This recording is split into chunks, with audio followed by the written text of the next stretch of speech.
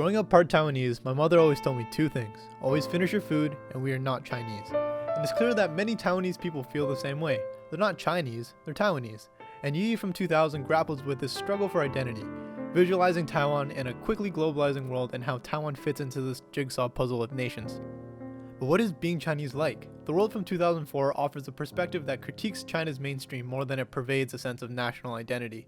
So when it was screened in class, it was evident that both Taiwan and mainland China are unclear of what their national identities should be. Neither film aligns themselves with the mainstream Chinese identity, so to speak. And I argue that these two films represent Taiwan and mainland China as similar groups in terms of national identity, despite the politics between them.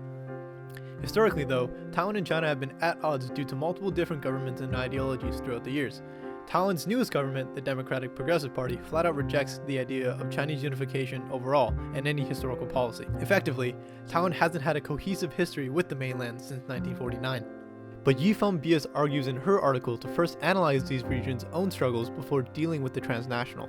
So let's try that. Political shifts were heavily influential in Taiwanese new cinema according to Barry and Liu, and this lens offers a take on how Yi contemplates national identity. Yang sets up this beautiful family dynamic only to shatter it in the first 20 minutes of the film, and uses the removal of the grandmother from the family to also remove traditional Chinese identity from the film as well.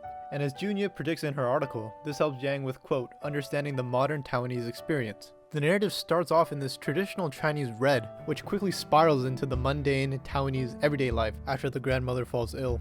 And it's through these characters trying to fill this void that we get a glimpse of Taiwanese identity, and how it might affect different generations of Taiwanese people. NJ's transnational perspective, Min Min's spirituality, Ting Ting's interpersonal relationships, each of their development shows an aspect of Taiwanese identity. This all culminates in the reunification of the family in the funeral scene at the end of the film. In one scene, Yang rejoins this once fragmented family, all with some new perspective on life, and we, the viewer, with some possibilities on what Taiwanese identity could be like.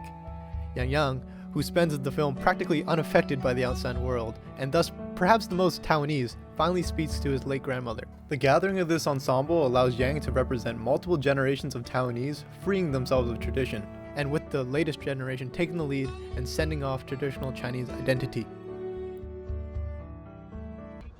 Then there's the world, which holds up a mirror to the Chinese mainstream and questions its validity. The depiction of the world park serves only to flatter the national image of China. Why look elsewhere when the whole world is in Beijing? The projection of McGrath's idea of the 成功人士, which literally translates to successful people, is juxtaposed with characters who clearly don't fit that description. They're sweatshop owners and migrant workers, and they have to sink to desperate measures in order to keep their dreams alive.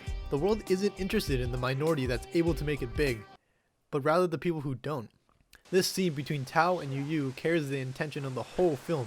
Yu has breached the class ceiling, becoming a 幸福的人, another McGrath term.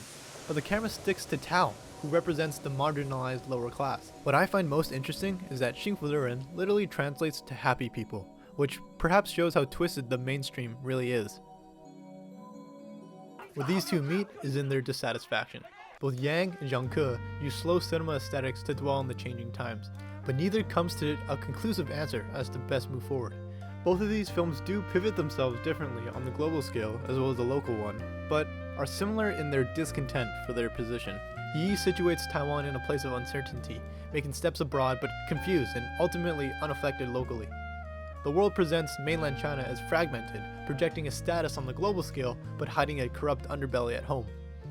Despite being supposedly oppositional groups, sixth-generation Chinese cinema aligns mainland China closer to Taiwan in developing a national identity compared to politics and history.